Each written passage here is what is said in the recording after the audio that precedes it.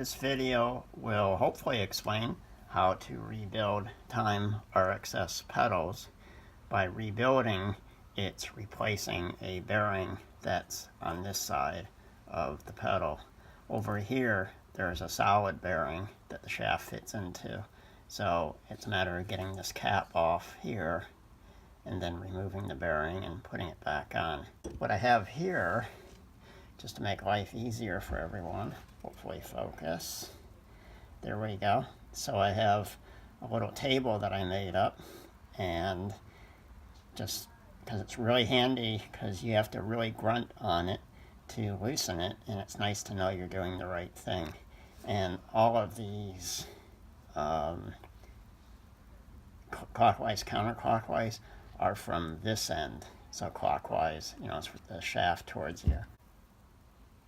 So I got the ideas how to do this from some people online, because as you can see, Time has all these little cool, some sort of a spanner, and the Time USA people said they don't have this tool, so that's why they don't service the pedals, only the factory has it. So people had a couple suggestions online, and the one that worked with me is to use a hose clamp, but some people also call this a Jubilee clip, which I think has something to do with a vendor called Jubilee that makes them or sells them or something. But what you're going to do is, some people said they used a piece of inner tube, but I tried it and it just shredded. It didn't work. Somebody else, though, said to use some sandpaper, and that's what I did.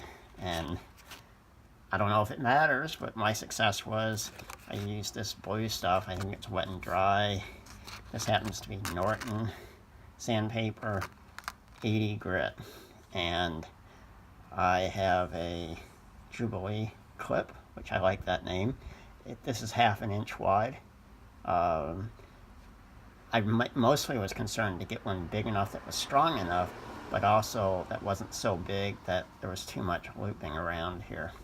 And so what I did is I cut a strip of this sandpaper 3 1/4 inches by 3/4 inches. And the reason I'm being particular is what I do is I insert it into the Jubilee clip like this first, and then I rotate it around. Let's rotate it so that on this end, I just want it to be a little short so I can look through the slot. I have to point with my pointer. So you can see I have some open slots here, and I can actually see exactly where the Jubilee clip is going to be, because I want it nicely centered. Because when you crank on this to tighten it, if it's off center, it goes cockeyed, and then nothing works. So cut yourself a strip, put it right about here on this side. This is the drive side. Leave yourself a little gap, and that's how I did it. It's a lot easier to put the sandpaper in here and then slip it on. Works much better. Now what I do is, remember that table I showed you? This is the left pedal. So the left pedal, to loosen it, I need to make it go counterclockwise. All right, so that's this way. So, you could just take some little marker and put an arrow on it, but what I found easiest is to put the Jubilee clip on like this. And there we go. Okay, and this is suggesting, since you can almost think of this going this way, I'm already here. I got a visual marker now that to loosen this, I'm going to turn it this way. All right, let me check my table over here. Yep, counterclockwise to loosen the left pedal.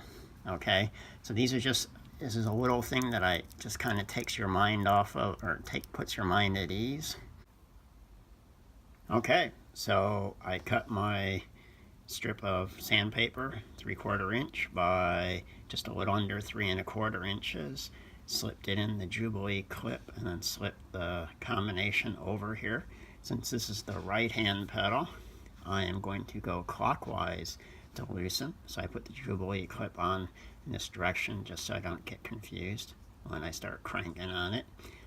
The other thing I did, took me a little while, just make sure this is, you can see as I rotate this, the Jubilee clip is pretty darn perpendicular to the direction of the axle. So that's important so it doesn't slip on you. So this would be a little easier with a vise, but my vise is at another house doing a plumbing job. So I just, as you can see, I use these clamps from Irwin to clamp the pedal to the corner of this workbench. And now you can see I know exactly which way I'm going to turn this. Put on a pair of vise grips, and there you go. Comes loose pretty easily. I did the right pedal because that was the one that seemed to be having the most problem. So let me unscrew it.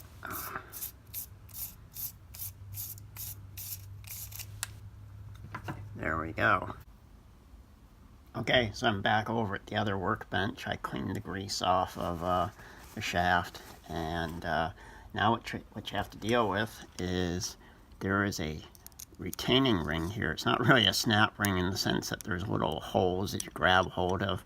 It's just a bent piece of wire that sits in a groove that keeps the bearing here in place. This is actually the datum for the design of the pedal. So the ring goes around, it leaves a gap of about, I don't know what that is, about 1/4 inch. So I have a pair of snap ring pliers set in this configuration, and the tips that I'm using are 1/32 of an inch, and the technique is, you're not going to really be able to see, but stick the snap ring points down in there, push down, I'm pushing into the towel and spreading it, and that takes it off just like that. So now the next step is you have the snap ring out of there. So you want to take an 11/16 socket. It's like 17.5 millimeter if you work in metric, and a hammer, and just, and it comes off pretty easily, just like that. What's really important here is to remember what order. The little plastic ring here has little bumps, and that goes on the outside of the bearing. Okay, so I went away and I cleaned all these parts very carefully. This is the shaft. There's a solid bearing that fits here. There's the groove where this ring sits. The bearing sits here up against this face here. So there's a tight fit between the wire, the ring, and this face here. Okay, and then I took a toothbrush and some dish soap, and I just scrubbed and scrubbed and scrubbed, because like I said, the sandpaper is a great idea because it works, but the grit gets everywhere, so you have to clean it away. And just for your information, this is the old bearing here. It was reddish on one side and black on the other. So I wrote down the numbers here on a piece of paper that shows the old bearing number, which there wasn't one. I couldn't find one on these bearings, just the seal ID.